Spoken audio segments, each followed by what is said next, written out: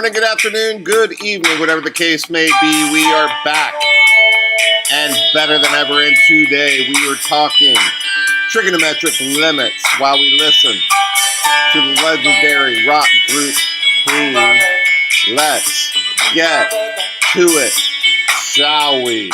All right, so we are talking trig limits, but we are talking about limits, trig limits in a specific form. And that form is the limit as theta approaches 0 of sine theta over theta. And we are stating that's equal to 1. And here's a quick proof. So we've got a point P on the unit circle with coordinates cosine theta, sine theta. We know that. We draw PQ perpendicular to the x-axis, and we have a triangle OPQ drawn from the origin. So let's take a look at the area of sector OQR is less than the area of triangle OQP, which is less than the area of sector OTP. Now that makes sense visually, I hope. So we use formulas for area. The area of a sector OQR is given by 1/2 theta r squared. And then the area of the triangle is 1/2 the base times the height. And then the area of the sector is again 1/2 times theta times the radius squared. Okay, so notice that the radius here, OQ, is a radius of a smaller circle right here, not this radius. Also, OQ is the base of the triangle. That is how the sector is formed. Okay, so if OQ is the cosine of theta by right triangle trigonometry, so I replace OQ with cosine theta, getting cosine squared theta.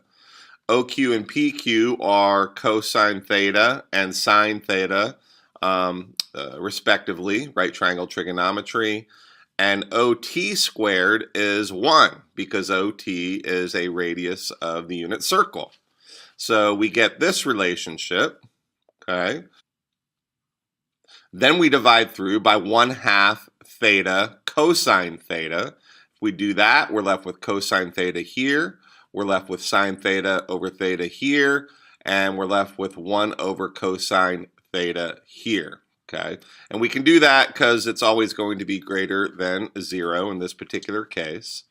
Now, as theta approaches 0, cosine theta goes to 1, and 1 over cosine theta approaches 1. Well, we can use this direct substitution there. We know that the cosine of 0 is 1. So the behavior as theta approaches 0, the behavior of cosine theta is 1. The function is going to 1 as it is here, and 1 over 1 is 1. Okay, so let's think about this. This is going to 1, and this is going to 1.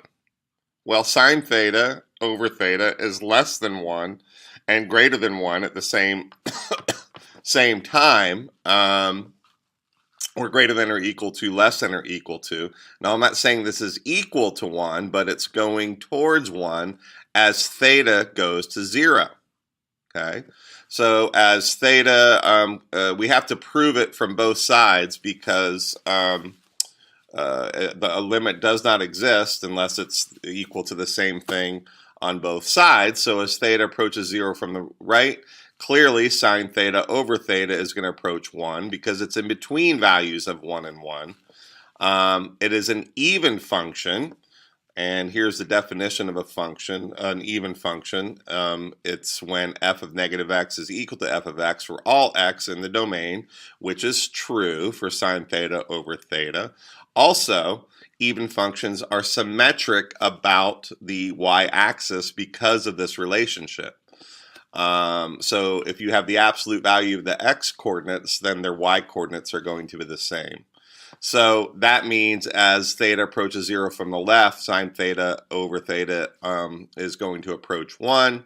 So therefore, the limit as theta approaches 0 of sine theta over theta does indeed equal 1. If you think about this and follow through, if I went too fast, or maybe pause, go back and pause at each step, I think you'll find it clear. Okay, so all of that to prove this relationship. And what we're doing in this section is just using this relationship to find some specific, or to find some trigonometric limits in a particular form.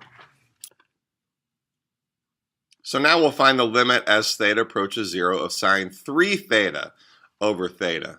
And the goal is to get to sine theta over theta. So it doesn't matter as long as I have the same thing, the sine of something over the same something, then I am in this form.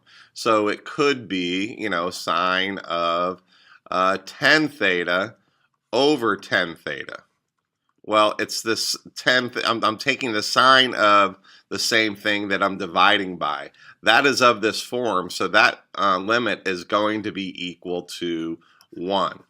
Okay, so that's the goal here. So what I need to do is say that this is equal to the limit as theta approaches 0. So somehow I need to get a 3 theta down here. Well, how can I do that? Sine 3 theta over theta.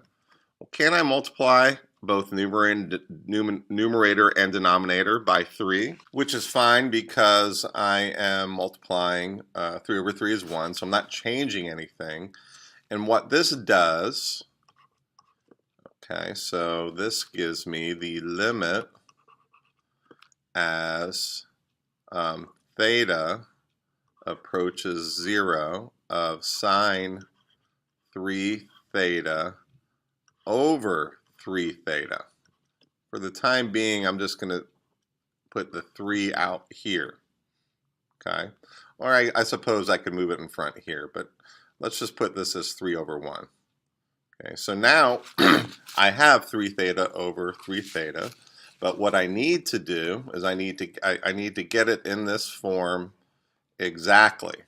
I need a sine of something over the same something. And I don't have that. I have this 3. But by rules of limits, what is this doing here? That shouldn't, why did I do that?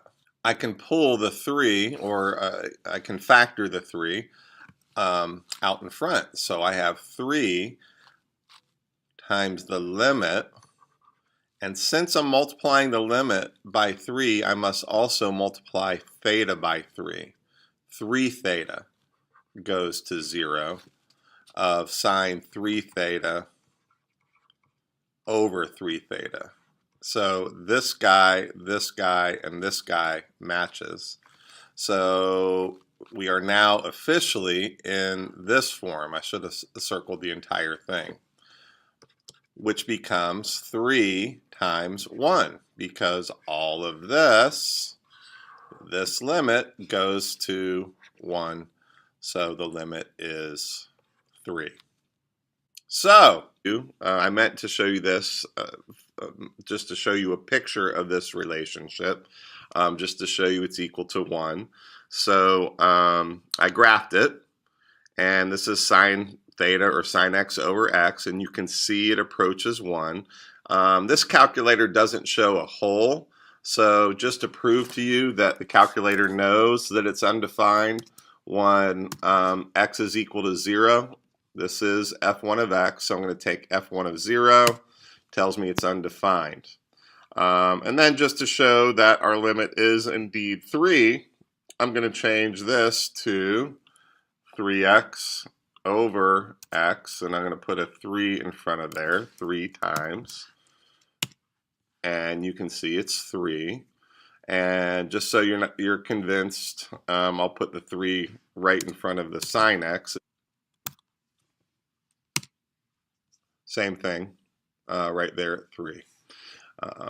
Okay, so the limit as x approaches 0 of 3 sine 3x over 3x is indeed equal to 3. All right, that is it. Again, the goal is to get our trig functions in this form, the sine of, say, k over k. In other words, we need to be taking the sine of something and then dividing by that same something. So that's a wrap. Hope you enjoyed it. I know I did. Let's go out with some more Queen. And with that, I am out.